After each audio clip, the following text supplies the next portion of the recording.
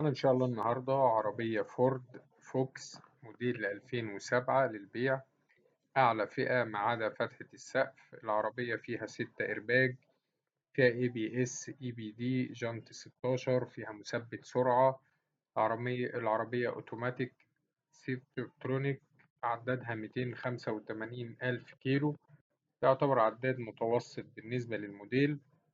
العربية فيها رخصة سنتين، مرور مدينة نصر محافظة القاهرة.